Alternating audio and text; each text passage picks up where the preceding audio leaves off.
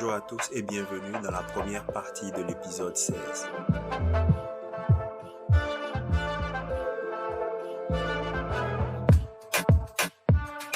Aujourd'hui, c'est moi Jalil qui va être l'hôte principal et je suis accompagné de mes chers amis Sabrina, Rita et de Sofiane.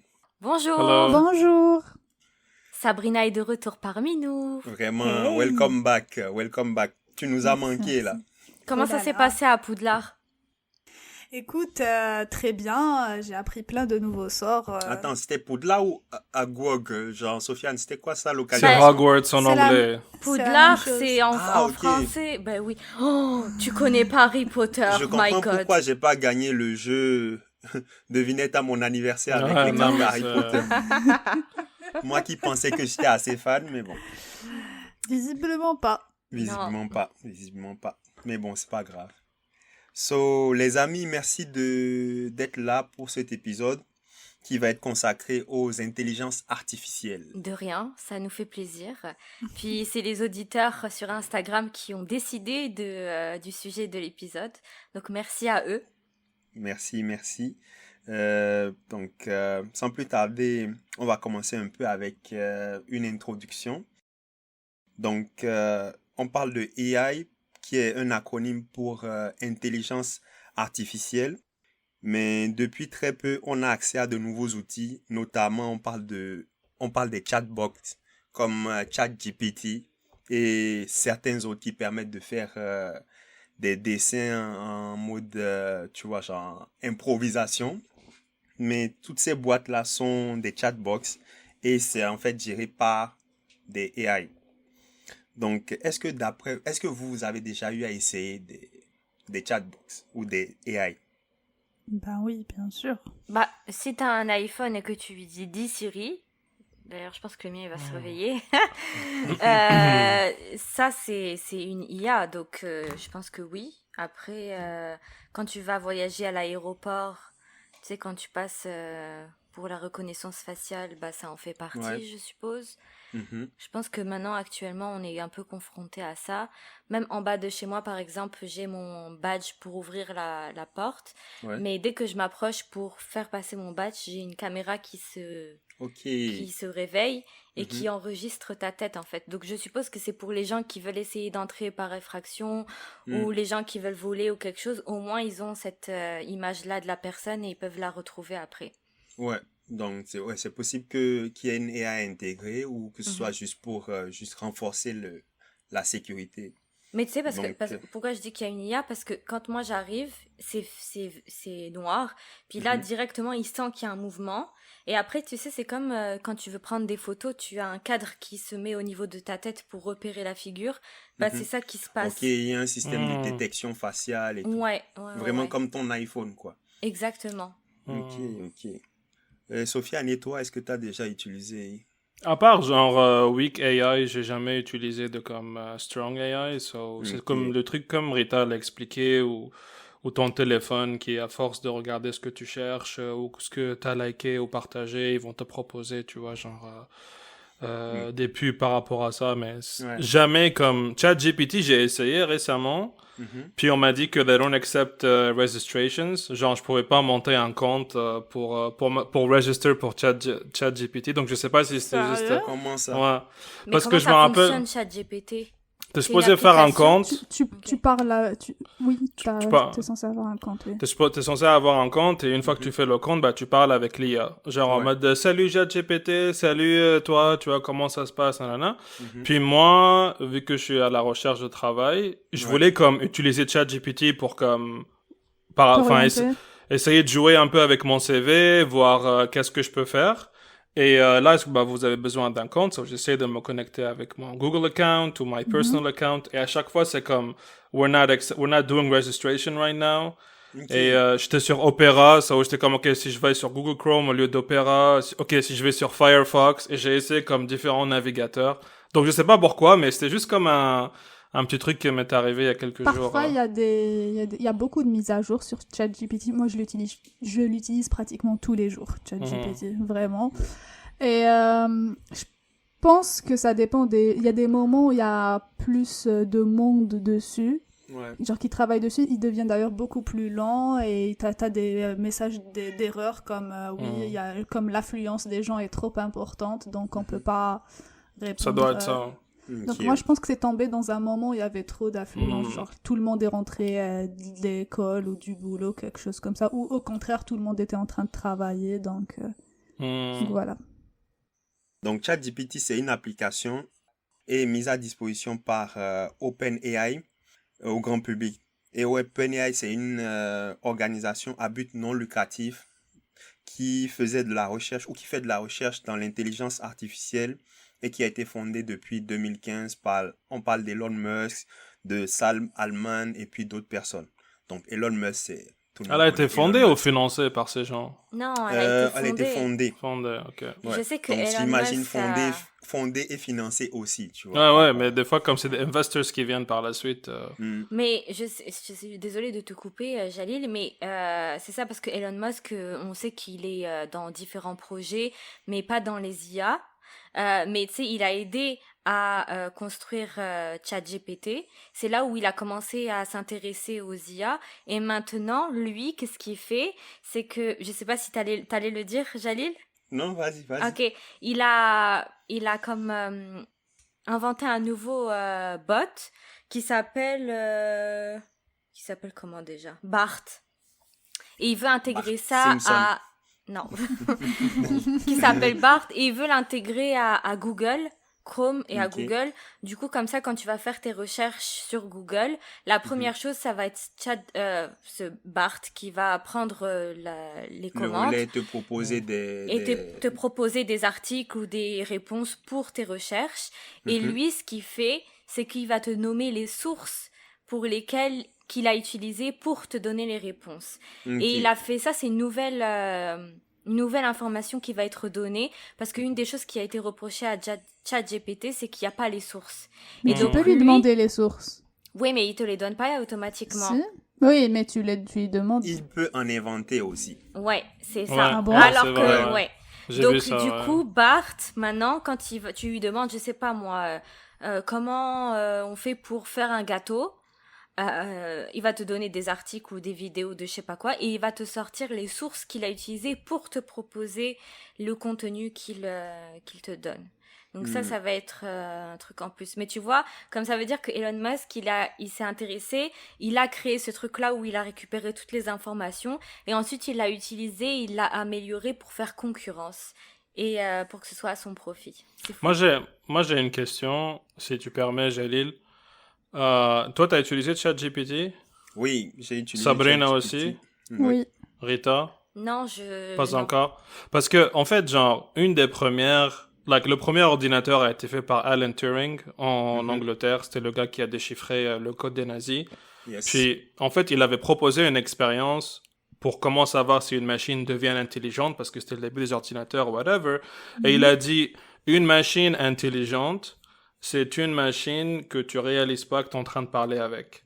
Like, if you talk Tu peux with pas faire la différence entre la elle machine et un être et humain. un être vivant. Et c'était comme, c'est une des premières expériences de pensée qui a été faite pour les IA. Bon, il est mort avant de mettre en place son expérience. So, moi, ma question est, quand vous parlez avec ChatGPT, est-ce que vous avez l'impression de parler avec un être humain intelligent, ou est-ce que vous avez vraiment l'impression de parler avec, je sais pas, une meilleure version d'un algorithme Instagram ou un truc comme ça? C'est de loin une meilleure version. De loin. Tu sais, Parce que Jean, vas-y, désolé, Parce Sabrina. que j'ai déjà expérimenté plein d'autres intelligences artificielles, ne serait-ce que l'intelligence artificielle de Google.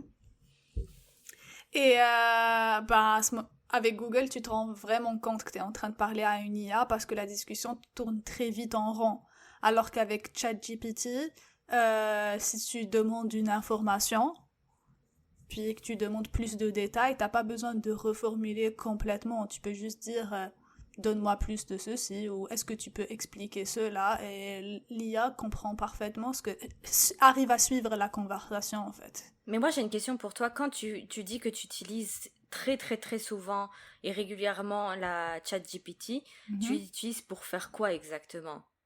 Bah, moi, je suis prof, donc je l'utilise pour des débats en classe. Donc, pour avoir des idées de sujets, de discussion. Et puis, parfois, je dis, est-ce que tu peux me donner des sujets de discussion pour une classe de français langue étrangère ou français langue seconde?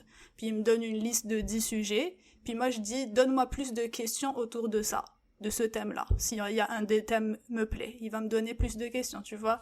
Et mais si t'as une discussion avec le bot, ben il suit la discussion. Il arrive à comprendre il y a vraiment une suite d'idées, voilà, c'est plus fluide qu'avec d'autres IA que j'ai pu utiliser auparavant.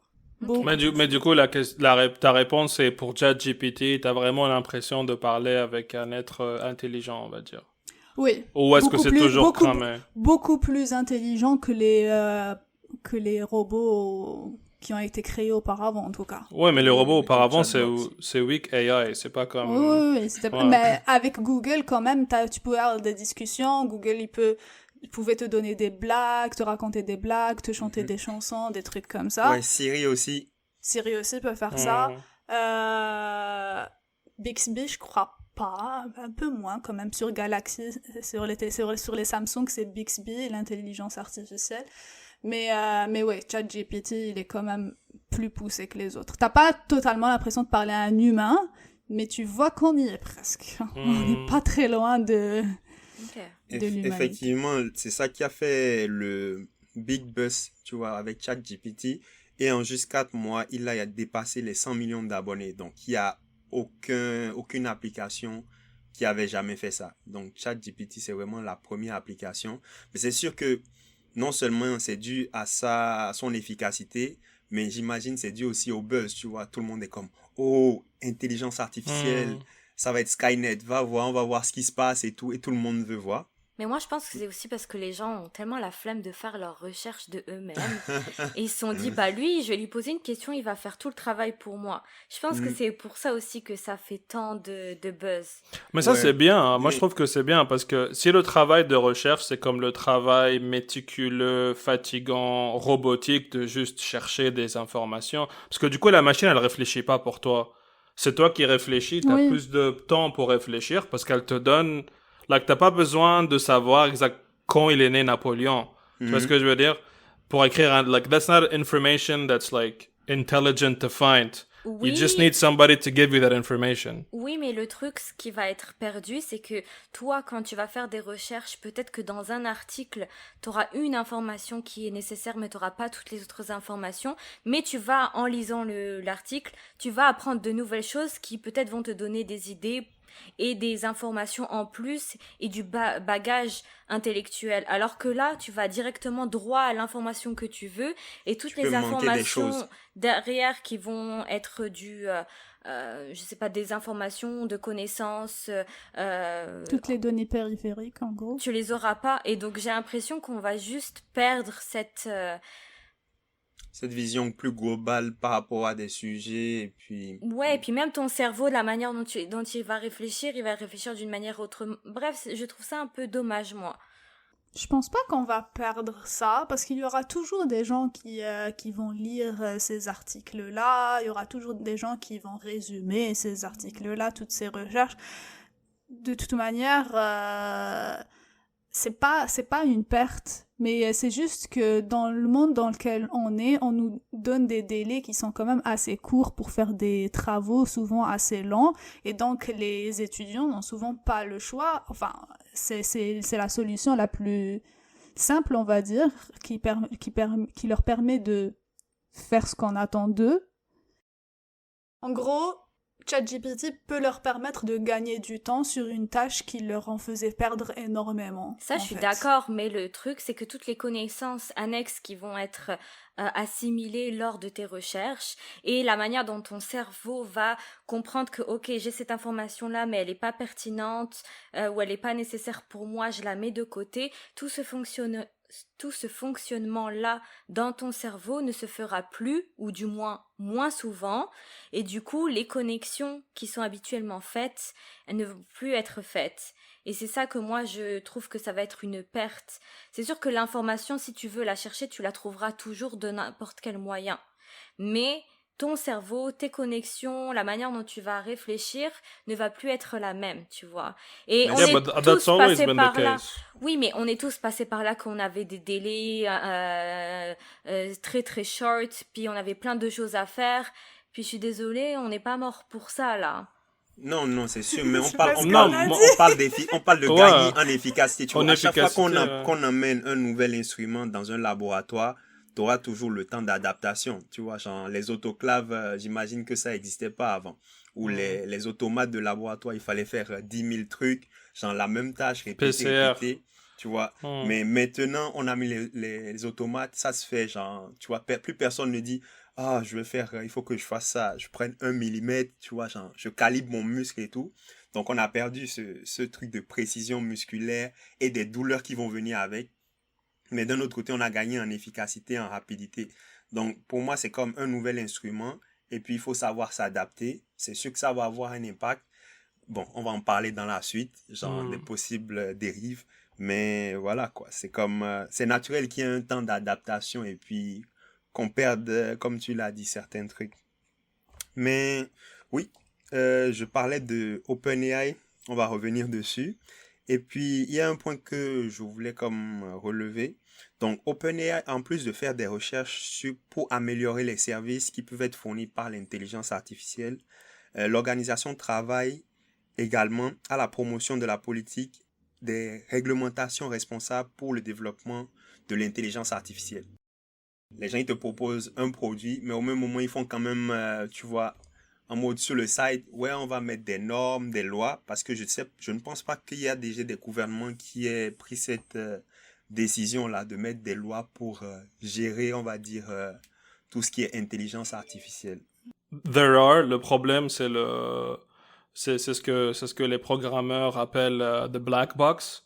Parce qu'à partir du moment que tu as une IA qui apprend par elle-même, ce que tu fais, c'est que tu la donnes accès à beaucoup d'informations. You drown it in information and you hope for it to say something intelligent or something. Enfin, tu lui donnes beaucoup d'informations et tu espères que la machine par elle-même va apprendre pour te sortir un truc pragmatique. Le problème, c'est qu'il y a beaucoup de programmeurs qui perdent le fil de cet enchaînement d'idées et ne savent pas comment l'IA arrive à une certaine conclusion. Par exemple, quand ils ont commencé à faire des comptes de réseaux sociaux pour des IA, 2 semaines après, ils sont en train de dire « Ah non, les Mexicains, faut pas les ramener dans notre pays. » What? Et ils ont c'est ils ont commencé à poster des trucs racistes. Les programmeurs sur Twitter et sur Facebook, les programmeurs ne savaient pas où était le déclic pour faire le passage de je vais poster une photo de moi avec mes amis à il faut tège les Mexicains dehors. Bon, tu peux dire ouais, ils ont vu autour de eux, nanana, mais ils savent pas exactement comment s'est fait le processus pour l'éviter dans le futur. Ça, c'est un problème, genre, et il y a déjà des gouvernements qui essayent de mettre des choses, c'est que l'Union européenne essaie de le mettre pour tout ce qui est comme embauche, tout ce qui est fonction publique, si on veut l'essayer. Mais il y a toujours le problème de, une fois que tu laisses la machine apprendre par elle-même, tu sais pas comment elle va apprendre. Mais comment, moi j'ai une question parce que j'arrive pas à comprendre ce concept-là.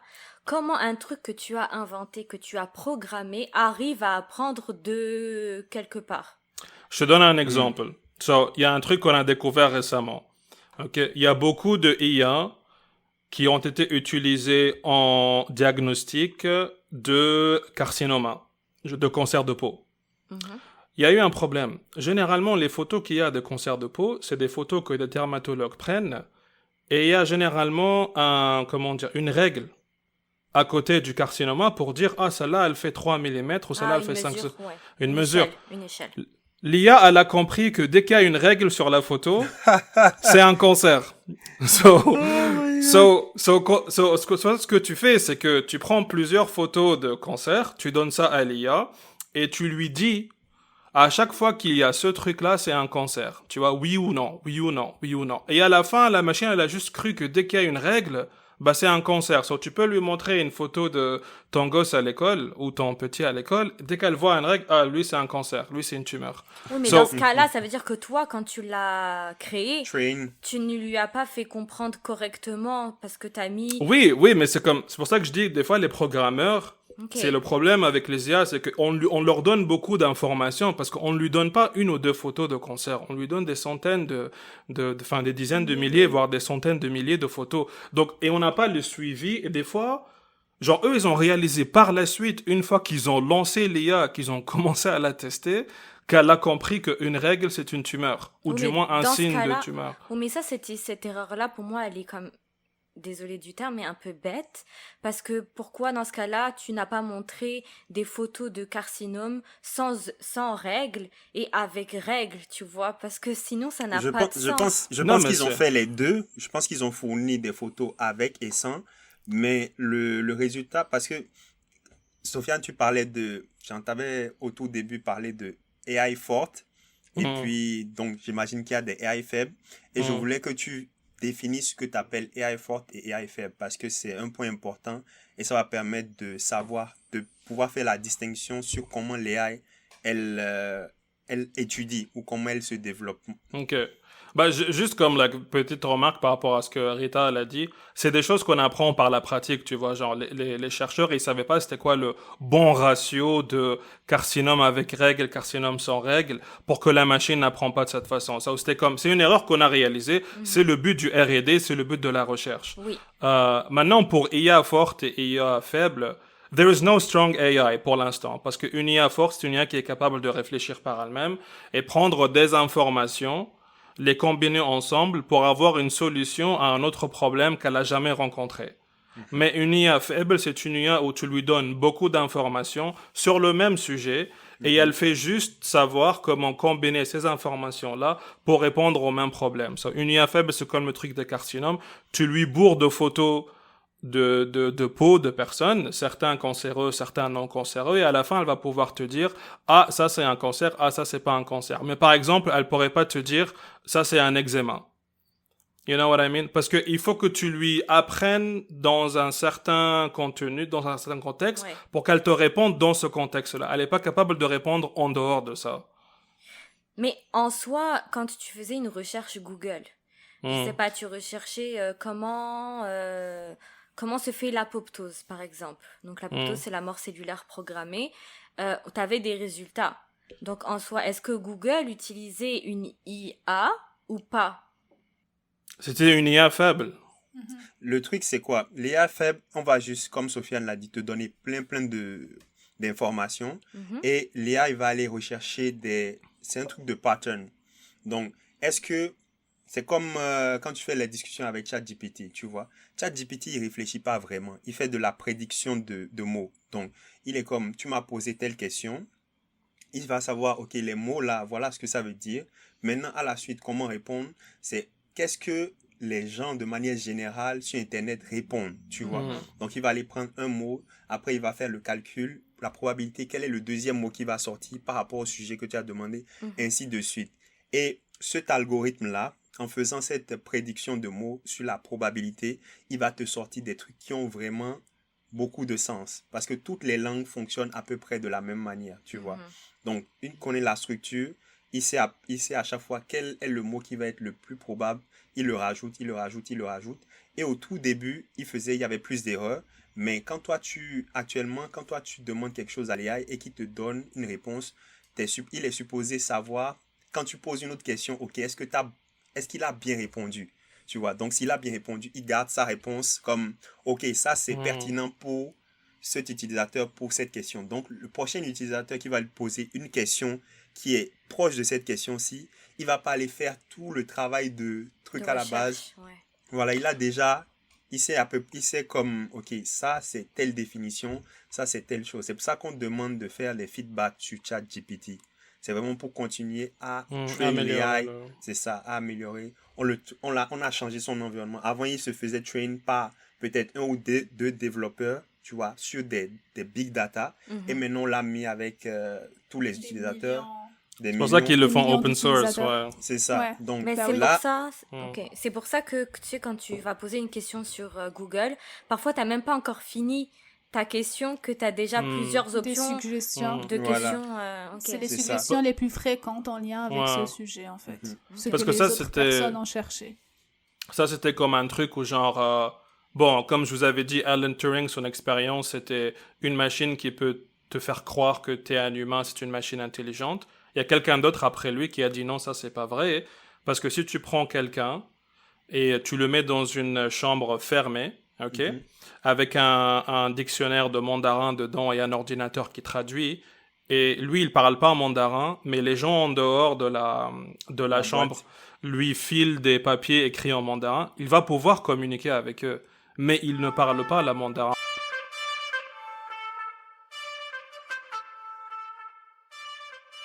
Déjà la fin de la première partie. Merci d'être resté avec nous jusqu'à ce moment. Si vous avez aimé, n'oubliez pas de liker, partager. Venez nous suivre sur les réseaux sociaux, notamment Instagram, Apple Podcast et puis Spotify. Et on se revoit très bientôt pour la deuxième partie.